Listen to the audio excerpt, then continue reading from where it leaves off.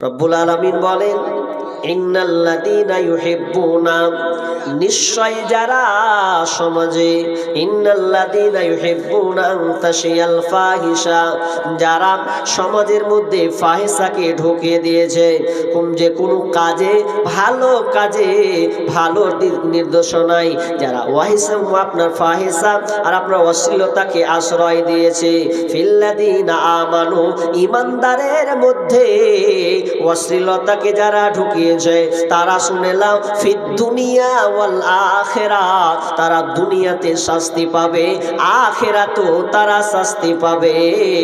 আল্লাহু ইয়ালামু ওয়া আনতুম লা তা'লামুন, এই ব্যাপারে আল্লাহ ভালো জানেন, খবর রাখেন, যা তোমরা এই ব্যাপারে জ্ঞান রাখো না, তোমরা জানো না। ফাহিশা যারা ঢুকিয়ে দিয়েছে মুমিনদের, ইমানদারের মধ্যে, মুসলমানদের মধ্যে যারা অশ্লীলতাকে ঢুকিয়েছে, তারা দুনিয়াতেও লাঞ্ছিত, দুনিয়াতে শাস্তি পাবে, আখিরাতেও শাস্তি পাবে। আর আল্লাহ রাসূল কি বলছেন? কুল্লু উম্মতি ইয়াদখুলুনাল জান্নাহ, আমার প্রত্যেক উম্মতিরা জান্নাতে যাবে, ইল্লা মান আবা, যারা আবা গ্রুপ হবে, যারা আবা লেভেলে চলে যাবে, তারা ছাড়া বাকি সবাই জান্নাতে যাবে। কুল্লু উম্মতি ইয়াদখুলুনাল জান্নাহ ইল্লা মান আবা, কিলা ওয়া মান আবা ইয়া রাসূলুল্লাহ, ও দয়ার নবী গো, আপনি যে বললেন যারা আবা গ্রুপ হবে তারা জাহান্নামে যাবে, বাকি সবাই জান্নাতে যাবে। ও দয়ার নবী, আপনি আমাদেরকে ওই আবা গ্রুপটা বলবেন কি?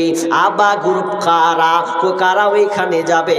বিষ্ণু বলছেন, মান আতানি ফাদাখালাল জান্নাহ, যারা আমার ইতাআত করলো, যারা আমার আনুগত্যকে মেনে নিয়েছে, আপনি পশ্চিমা কালচারকে ছুঁড়ে মেরে দিয়েছে, আমার দিনটাকে, আমার আইনটাকে, বা আমাকে, এক কথায় যে আমাকে মেনে নিল, সে জান্নাতে যাবে। ওয়ামান আসানি ফাকাদ আবা, যে আমাকে মেনে নিতে পারলো না, আমার দিনকে, আমার কথাকে যারা গ্রহণ করলো না, অ্যাকসেপ্ট করতে পারলো না, তারা জাহান্নামে যাবে। দুইটা, একটা আয়াত একটা হাদিস দিলাম। রাসূলের তরিকা, নিয়ম, তার আদর্শকে যারা মানলো তারা জান্নাতি, আর যারা রাসূলের আদর্শকে মানতে পারলো না, তারা হয়ে গেল কোথা? ওদের ঠিকানা হয়ে গেল জাহান্নাম। আমি এতটা ওই দিকে যাই না, আমি যে বিষয়টার দিকে যাব ওটার দিকে লক্ষ্য করুন। তাহলে আমার আজকে আলোচ্য হচ্ছে বিবাহ। তাহলে বিবাহর নিয়ম কানুন, যে কটা লোক বসে আছেন, মাইকে আওয়াজ শুনছেন, শুনুক, কোনো অসুবিধা নাই। যে কটা মা বোন আছেন, ভালো করে বুঝুন। আমাদের সমাজে যে বিয়েগুলো হয়, এই বিবাহ রীতিনীতিতে বলেন, আমরা কটা লোক আছি যে কোরআন ও সুন্নাহ অনুযায়ী বিবাহ করেছি? এরকম সামনে আছেন, হাত তুলতে পারবেন? একটা তুলেছেন, তো সবাইকে তো তোলা দরকার ছিল। আমরা সবাই মুসলিম না? মুসলিম তো সবাই, কিন্তু আমরা যদি 100 সবাইকে তুলতে বলি তো তোলা হবে না, এক দুটা উঠলো, তার মানে 98% বাদ, তাই তো? 2% সেগুলো আছে। বলতে পারবেন যে আমার বিবাহটা কোরআন সুন্নাহ মোতাবেক শুরু থেকে নিয়ে শেষ পর্যন্ত আমার হয়েছে, এটা আমি বুক ফুলিয়ে বলতে পারি? না হয় 1-2 জন বলবেন, বাকি কোথায় গেল? বিবাহ করবেন, বিবাহের 4টা শর্ত আছে। কটা বললাম ভাই? কটা? 4টা। বিবাহের 4টা শর্ত আছে। এই 4টা শর্তকে আপনাকে পঙ্খানুভাবে মানতে হবে, মেনে চলতে হবে। 1 নাম্বার, প্রথম শর্ত হচ্ছে যে ছেলে মেয়ে নির্ধারণ করা, ছেলে এবং মেয়ে নির্ধারণ বা চয়ন করা বা বেছে নেওয়া, এটা আপনাকে প্রথমে করতে হবে এই কাজ। কিন্তু এই কাজটা আপনি কেমন করে করবেন? সমাজে এটা কিভাবে আছে? একটা মেয়ে দেখতে গেলে প্রথমে আমরা ভুল করি, একটা মেয়ে যখন আমরা দেখতে যাই তখন আমরা কে কে যাই, কটা লোক নিয়ে যাই, সঙ্গী কে হয়? তো একটা মেয়ে দেখতে গেলে যেই ছেলেটা বিবাহ করবে অনেকে আবার যায়, অনেকে আবার যায় না। তো কে যায়? যায় তার বন্ধু, যায় তার শালা, যায় তার চাচা, আবার যায় তার বাপ। যায় কি যায় না? ভুল বললে বলবেন। তাহলে এটা দিয়ে শুরু হলো মেয়ে দেখা শুরু, আপনার জেনা দিয়ে শুরু হয়ে গেল। শুনতে একটু খারাপ লাগবে, তবে একটু বাস্তবায়ন করুন, একটু বোঝার চেষ্টা করুন। তাহলে আপনি একটা মেয়েকে যখন দেখতে যাচ্ছেন তখন মেয়েটাকে দেখতে গিয়ে আপনি সঙ্গে করে নিয়ে চলে গেলেন। আচ্ছা, আপনি কাজটা ঠিক করেছেন না ভুল করেছেন? আপনার সমাজ বলছে না এটা রীতিনীতি, কিন্তু আপনি যে মুসলিম, তাহলে আপনি যদি মুসলিম হন তাহলে সেই হিসাবে প্রথমে আপনার উচিত ছিল যে কেবল বিয়ে করবে সেই কেবল দেখবে, সে কেবল দেখতে যাবে। একজন সাহাবী মেয়েটাকে দেখেনি, তার আগে আল্লাহ রসুলকে বলছেন, ইয়া রাসূলুল্লাহ আমি মেয়ে দেখে এলাম, না মেয়ে ঠিক করেছি আমার বিয়ে। আল্লাহ রাসূল বলছেন, আনজারতা ইলাইহা, মেয়েটাকে তুমি কি দেখেছো? ক্বালা লা ফাযহাব, যাও, ফাযহাব ফিরো, ফানজুর ইলাইহা, যাও মেয়েটাকে দেখো।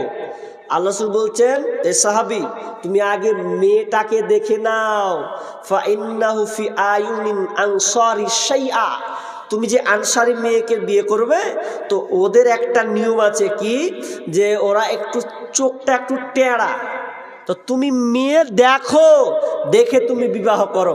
তাহলে অত্র হাদিসে আমরা বুঝতে পারলাম যে বিবাহ করবে সে কেবল দেখতে যাবে।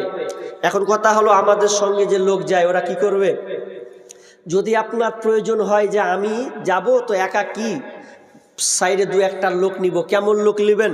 তাহলে আপনাকে ফর্মুলা বলে দিচ্ছি। দেখার শুধুমাত্র অধিকার যদি রাখে আপনি, না হয় আপনার মা দেখবে, না হয় আপনার বোন দেখে নিল প্রয়োজনে, কিন্তু বাকি আপনি বন্ধু বান্ধবকে নিয়ে যাবেন আর বলবেন চবে পালসার গাড়িতে চ, তুই দেখবি আমিও দেখবো। তো কালচারটা এমন হবে, পাশে কোথায় যেন চকসাপুরটা কোন দিকে আছে গো? ওইদিকে আছে চকসাপুর। তা যারা শুনছে ওরা পরে কি করবে আল্লাহ জানে। ওখানকার একটা ঘটনা, বন্ধুকে নিয়ে গেছে বউ দেখতে, তো বউ যখন দেখতে নিয়ে গেছে, আবে বন্ধু চ বউ দেখতে যাবি না, মানে তোকে তুই তো আমার জান রে, তুই না যাবি তো আর কে যাবি? ওকে জান বলে ওকে নিয়ে গেল।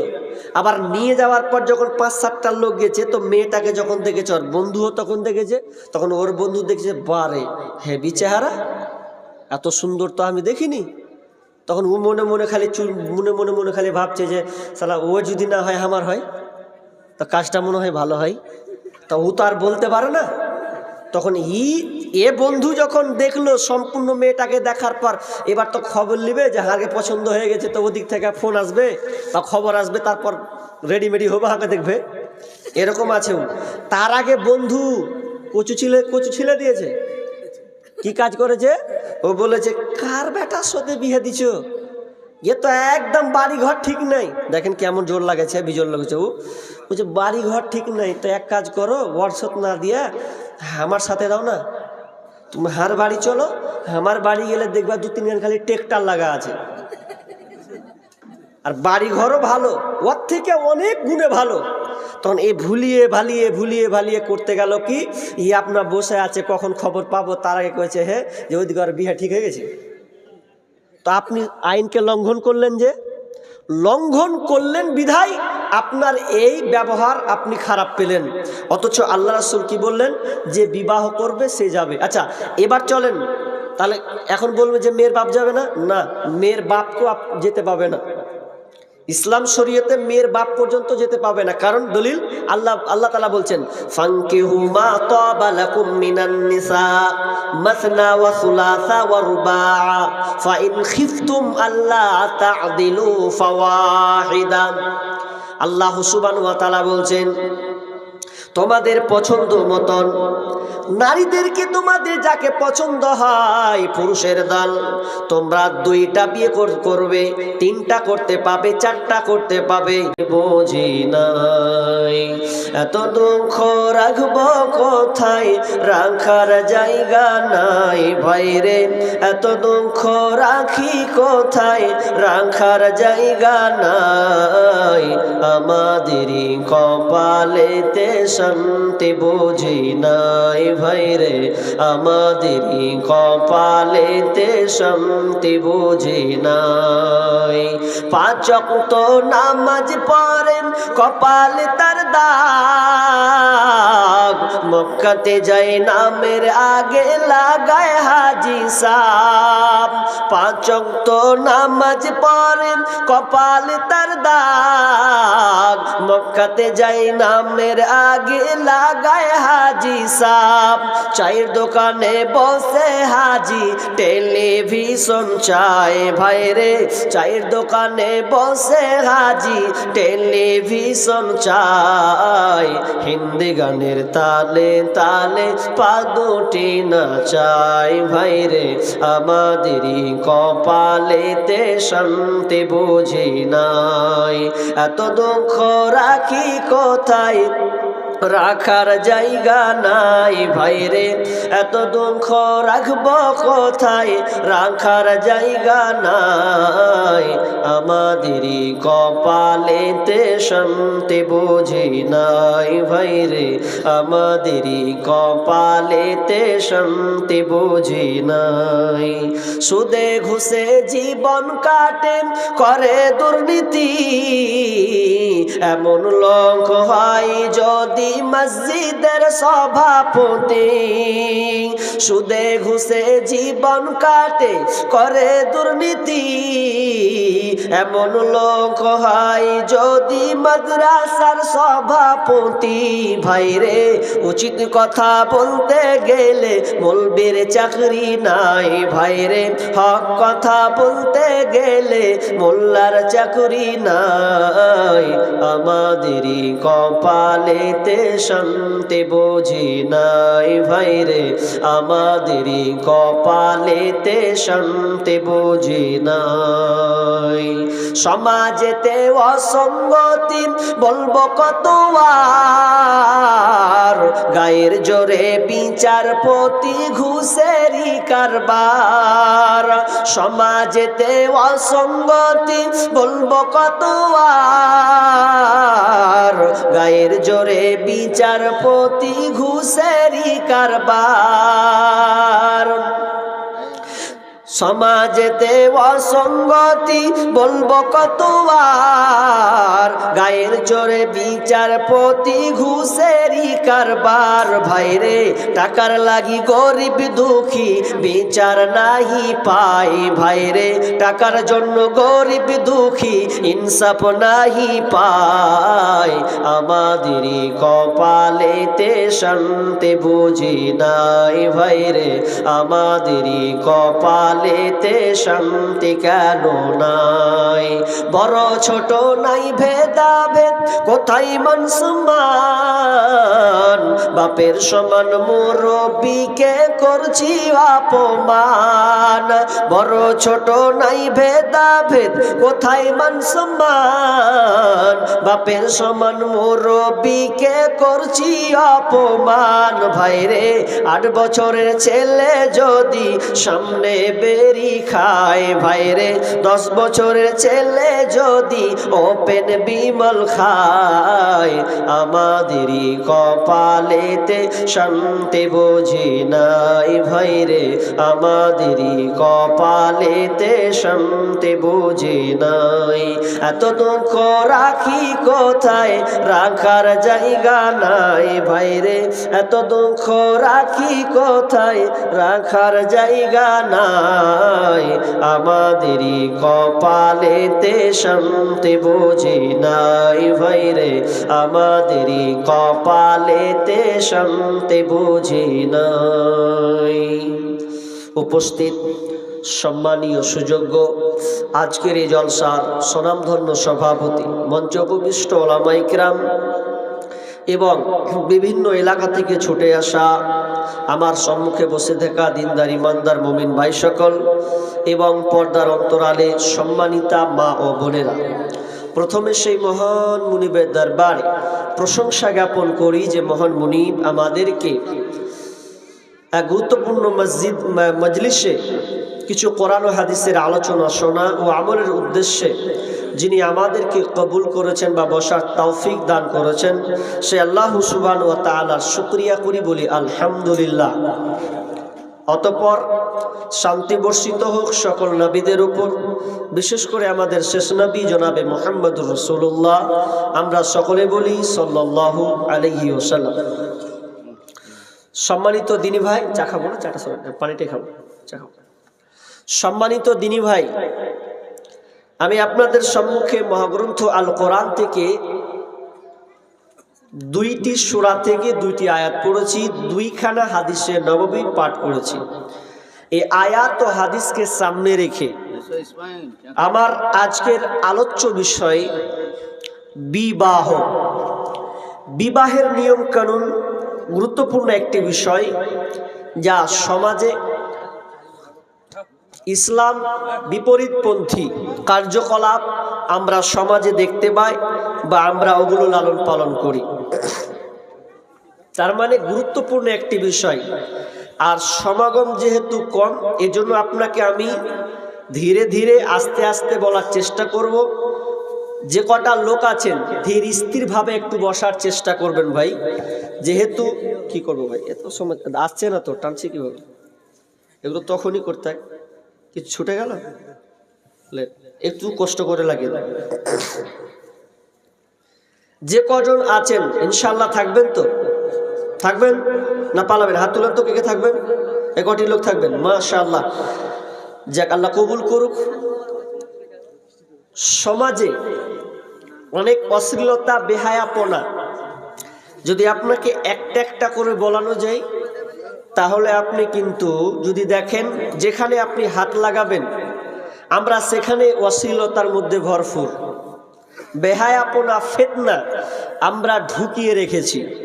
আমি বিশাল লম্বা ভূমিকা টানছি না, একটু আপনাকে টাচ দেওয়ার চেষ্টা করছি যে কোনো নিয়ম কানুন দেখেন আপনি আমি কি করে দিয়েছি, কোরআনের আইনকে বা কোরআনের যে বাস্তবায়ন করার দরকার বা ফর্মুলা, তার নীতিকে মেনে নেওয়া, এগুলো আমরা তার মধ্যে অশ্লীলতাকে আশ্রয় দিয়েছি। যেমন তার মধ্যে হচ্ছে একটা বিবাহ, বিবাহটাকে আমরা এত কঠিন করেছি, বা পশ্চিমা কালচার রীতিনীতিকে আমরা গ্রহণ করেছি এবং ইসলামী শরীয়তকে আমরা কি করেছি, দূরে সরিয়ে দিয়েছি।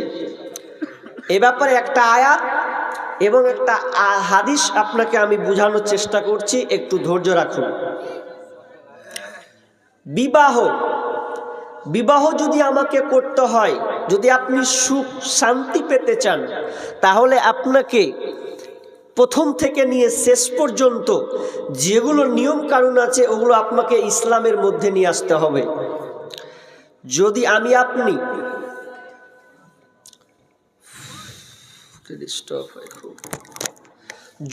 আমি আপনি ওগুলোকে না মানি, তাহলে আপনি কোনোদিন শান্তি পাবেন না। আল্লাহ তাআলা সঙ্গিনী যে বানিয়েছেন এটা শান্তির জন্য আমরা জানি, আর আল্লাহ তাআলা বলেছেন যে তোমাদের এই স্ত্রীর সঙ্গীটা হচ্ছে শান্তি তৃপ্তির জন্যে। কিন্তু শান্তি তৃপ্তি পেতে হলে আপনাকে করতে হবে কি, প্রথমে যেই কাজগুলো আল্লাহ রাসূলের বিধিবিধান বা যেগুলো করতে বলেছেন ওগুলো আমাদের করতে হবে। তার আগে সমাজে অশ্লীলতা ঢুকিয়েছেন, যারা অশ্লীলতাকে আশ্রয় দিয়েছেন, প্রশ্রয় দিয়েছেন, তাদের ব্যাপারে আল্লাহ কি বলছেন জানেন? আপনি মারাত্মক হবেন। সূরা নূর 19 নম্বর আয়াত আপনি খুললে আপনি পাবেন।